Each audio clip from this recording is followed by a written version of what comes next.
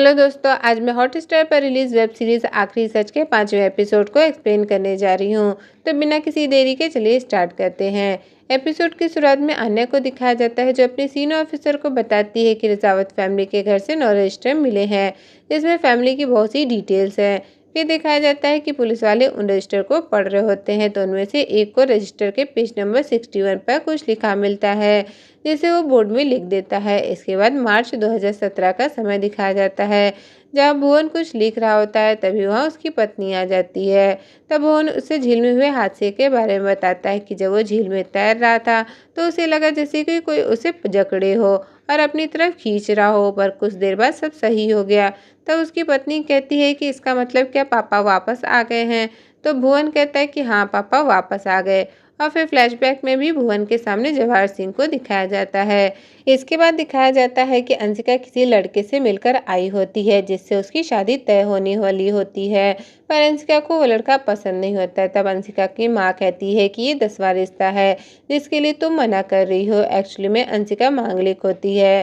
फिर बाकी लोग भी उसे समझाते हैं कि पहली मुलाकात में कुछ पता नहीं चलता, आगे सब कुछ अच्छा होगा, पर अंशिका फिर भी उसे शादी करने के लिए मना कर देती है। तो इसमें भुवन भी उसका साथ देते हुए कहता है कि अगर अंशिका को लड़का नहीं पसंद तो जबरदस्ती क्यों करनी। इसके बाद अंशिका छत पर अपनी बहनों के साथ बात कर रही होती है। तब भुवन वहां आकर उसे समझाता है कि घर वालों की बात को दिल पर मत लेना, सब कुछ ठीक हो जाएगा, पापा ने ऐसा बोला है। इसके बाद अप्रैल 2017 का समय दिखाया जाता है। भुवन किसी काम से बाहर जाने को होता है तो देखता है कि उसका बेटा एक कमरे में अकेले बैठा कुछ सोच रहा है। भुवन के पूछने पर उसका बेटा बताता है कि कल टीचर ने उसे पूरे स्कूल के सामने पोएम रिसाइट करने को कहा है और उसे डर है कि अगर वो सभी के सामने सही से न बोल पाया, अटकने लगा तो। इसी बात का डर उसे सता रहा होता है। तब भुवन उसे समझाता है, पर अपने पिता की आवाज़ में हिम्मत से चलने को कहता है। अब प्रेजेंट में आना रजिस्टर में पढ़ती है, जिसमें लिखा होता है कि मंत्रों का उच्चारण हमें याद दिलाता है कि हमें एकजुटता है। जो विश्वास पिछले 7 सालों में तुम लोगों ने जगाया है, उसे किसी भी कारणवश कमजोर मत पड़ने देना। अपनी एकाग्रता और क्षमता को बढ़ाओ। एक साथ बैठकर मंत्रों का उच्चारण करने से तुम्हें दृढ़ विश्वासी और सक्षम इंसान बनाएगा। अब नेक्स्ट सीन में एसीपी सर आन्या के साथ मीडिया को केस की प्रोग्रेस के बारे में इंफॉर्मेशन देते हैं, जहां वो बताते हैं कि हमें रजावत फैमिली के घर से 9 और रजिस्टर मिले हैं, जिससे हमें उम्मीद है कि इससे हमें कुछ क्लू मिलेंगे और पता लगा पाएंगे कि आखिर रजावत फैमिली में हुई मौतों का सच क्या है। फिर 2 कांस्टेबल को दिखाया जाता है। ये वही होते हैं जिन्होंने चमत्कारी बाबा की इंफॉर्मेशन आन्या के वहां पहुंचने से पहले मीडिया में लीक कर दी थी। दोनों अपने फायदे के लिए अपने से जूनियर कांस्टेबल को आन्या के पास से वो रजिस्टर लाने को कहते हैं। पहले तो वो मना कर देता है, पर उन दोनों के धमकाने के कारण वो मान जाता है। वो आन्या के केबिन में जाकर रजिस्टर ढूंढ ही रहा होता है कि तभी आन्या आ जाती है, तो उसे बहाना बना के वहाँ से जाना पड़ता है। आन्या फिर से रजिस्टर पढ़ना शुरू करती है और फिर जून 2017 का समय दिखाया जाता है, जहाँ भुवन अपने बड़े भाई को रजावत डेयरी के दुकान की चाबी देता है। ये देख के आदेश बहुत खुश होता है। खुशी के मौके पर आदेश की वाइफ मुंह मीठा करने के लिए सभी के लिए जलेबी लाती है। घर पर मीठा देख आदेश उस पर गुस्सा करते हुए कहता है कि तुम्हें पता है ना कि घर में मीठा लाना मना है, तुम जानती हो कि माँ को डायबिटीज है।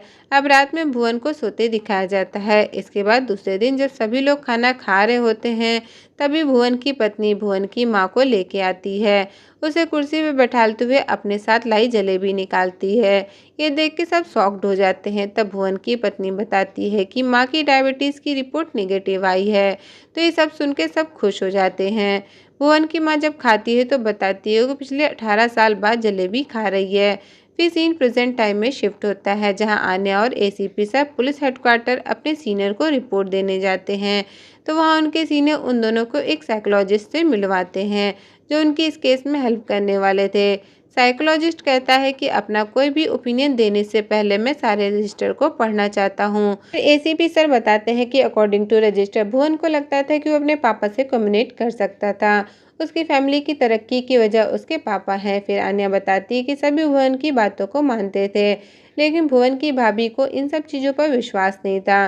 फ्लैशबैक में दिखाया जाता है कि जवाहर सिंह की बड़ी सी फोटो के सामने सब बैठे हैं और उनके सामने खड़ा भुवन जवाहर की आवाज़ में कहता है कि तुम्हें अब मेरी मौजूदगी की ताकत का एहसास होने लगा है, जिससे तुम जो चाहो वो पा सकते हो।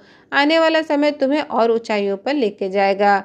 मेरी यहाँ मौजूदगी सिर्फ इत्तेफाक नहीं है, ये मेरा आशीर्वाद है। मेरा जीवन और मेरी मृत्यु दोनों का साथ तुम्हें तुम्हारी मंजिल तक पहुँचाना है। तुम सभी 11 लोगों को एकजुट होकर रहना होगा। याद रखना, 11 में ही ताकत है। इस दौरान वो कांस्टेबल आन्या के केबिन से रजिस्टर चुरा के ले जाता है। आन्या जब अपने केबिन में वापस रजिस्टर पढ़ने आती है तो देखती है कि रजिस्टर गायब है। अलमारी के अंदर भी देखती है पर वहाँ भी नहीं मिलता। आन्या सोच ही रही होती है कि तभी वही कांस्टेबल उसे रजिस्टर वापस ले आता है और अपनी गलती मान लेता है। आन्या को लगता होता है कि उसने पैसों के खातिर रजिस्टर को चुराया था। तब वो बताता है कि पैसों से ज़्यादा वो अपने सीनियर की धमकी से डर गया था। ये सुन आन्या उन दोनों कांस्टेबल को बुलाकर खूब हड़काती है। इसके बाद आन्या रजिस्टर पढ़ने लगती है तो सीन जुलाई 2017 का समय दिखाया जाता है, जहाँ भुवन का पुराना दोस्त उससे मिलने आया होता है। दोनों घर के बाहर अपने पुरानी जगह पर जाते हैं। यहाँ भुवन अपने दोस्त को अपने पापा के बारे में बताते हुए कहता है कि पहले जब पापा उसके सपने में आते थे तो कोई प्रॉब्लम नहीं होती थी, पर अब उसे घुटन सी महसूस होती है। भुवन की बातें सुन उसका दोस्त उसे एक बार डॉक्टर को दिखाने की सलाह देता है। अपने दोस्त की बात मान भुवन अगले दिन डॉक्टर के पास जाता है, उन्हें अपनी परेशानी के बारे में बताता है। तो डॉक्टर उससे कहते हैं कि उसके सर पर चोट लगने की वजह से शायद उसके साथ ऐसा हो रहा हो। वे कुछ मेडिसिन देते हुए 1 हफ्ते बाद वापस आने को कहता है। दूसरे दिन भुवन की पत्नी पूनम को कमरे की सफाई करते हुए उसे डॉक्टर का पर्चा मिलता है, जिसे देख वो भुवन से सवाल करते हुए कहती है कि तुम डॉक्टर के पास क्यों गए? पागल लोग ही इन डॉक्टर के पास जाते हैं। भुवन बहाना बनाते हुए कहता है कि अपने दोस्त का मन रखने के लिए चला गया था। उसी रात भुवन जब सो रहा होता है तो उसके पापा सपने में आकर उससे कहते हैं कि मुझसे पीछा छुड़ाने के लिए तुम उस डॉक्टर के पास गए थे ना, तो फिर ठीक है, मैं तुम्हारी जिंदगी से चला जाऊंगा। पापा की बातें सुन भुवन उन्हें समझाते हुए कहता है कि मैं नहीं जाना चाहता था, बस दोस्त के कहने पर चला गया था। मैंने तो अभी तक डॉक्टर की दवाई भी नहीं खाई है। हम सब आपसे बहुत प्यार करते हैं पापा, प्लीज आप मत जाइए। अब प्रेजेंट का सीन दिखाया जाता है, जहाँ राघव को रजिस्टर में संस्कृत के कुछ शब्द लिखे मिलते हैं। तो अन्य उन शब्दों का मतलब जानने के लिए अपने एक्स हस्बैंड के पास जाती है, क्योंकि सालों पहले अन्या के एक्स हस्बैंड ने संस्कृत में एक डॉक्यूमेंट्री फिल्म बनाई थी।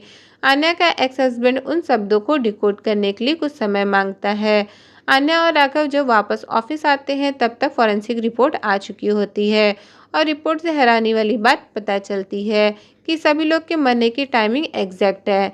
इनफैक्ट दादी तक की टाइमिंग बाकियों से मैच खा रही थी। इसके बाद आन्या को फिर रजिस्टर पढ़ते दिखाया जाता है और अब फ्लैशबैक में सितंबर 2017 का समय दिखाया जाता है। एक दिन जब भुवन सुबह योगा कर रहा होता है तभी उसका बड़ा भाई आदेश आकर उसे बिजनेस की डायरी दिखाता है, जिसमें आदेश द्वारा कई लोगों को उधारी का बही खाता लिखा होता है और अभी तक उधार ले जाने वालों में से किसी ने भी पैसे वापस नहीं किए होते हैं, जिसकी वजह से आदेश का बिजनेस डाउन जा रहा होता है और अगर सभी लोग उधारी दे भी दे तो भी बिजनेस ऊपर नहीं उठेगा। आदेश भुवन को ब्लेम करता है कि जैसा पापा ने कहा है वैसा तो नहीं हो रहा। अब रात में भुवन अपनी पत्नी के साथ बात करते हुए डिसाइड करता है कि वो आदेश के लिए एक मिठाई की दुकान खुलवाएगा। फिर कुछ दिनों बाद भुवन को अपने गांव तीतरी में जाते दिखाया जाता है, जहां उनकी पूरी फैमिली रहती थी। भुवन अपने पुराने घर के एक कमरे में जाता है और अलमारी से कुछ डॉक्यूमेंट निकालता है। डॉक्यूमेंट निकालते हुए उसे अलमारी में से एक पुराना पेपर मिलता है, जिसे देख वो शॉक्ड हो जाता है। वापस दिल्ली आने के बाद सभी फैमिली मेंबर को इकट्ठा कर भुवन कहता है कि हमारी फैमिली पर जो भी परेशानी आ रही है वो सब हमारी परीक्षा है। इस परीक्षा के समय हम सभी फैमिली वालों को एकजुट रहना होगा, हमारा हौसला नहीं खोना होगा। पापा ने ऑलरेडी बता दिया है कि हमारे परिवार में अच्छे दिन आने वाले हैं और वैसे भी कुछ काम नहीं हुए, जैसे अंशिका का प्रमोशन हुआ पर अभी तक शादी नहीं हुई। भैया का एक बिजनेस डाउन चला गया लेकिन भैया ने दूसरा बिजनेस स्टार्ट किया। इस बात से पापा खुश हैं। आगे भुवन कहता है कि हमारे सारे रुके काम को पूरा करने के लिए हमें एक क्रिया करनी होगी। ये क्रिया बहुत ही प्राचीन क्रिया है और इस क्रिया का नाम है अक्षय साधना। इसी साधना से हमारे पूरे काम बन सकते हैं। भुवन की ये बातें सुन प्रेजेंट में आन्या शॉक्ड रह जाती है और इसी सस्पेंस के साथ ये एपिसोड यहीं ख़त्म होता है। तो दोस्तों, अगर आपको वीडियो पसंद आया हो तो वीडियो को लाइक ज़रूर करें और इस वेब सीरीज़ के नेक्स्ट एपिसोड की स्टोरी जानने के लिए चैनल को सब्सक्राइब करना तो बिल्कुल मत भूलें।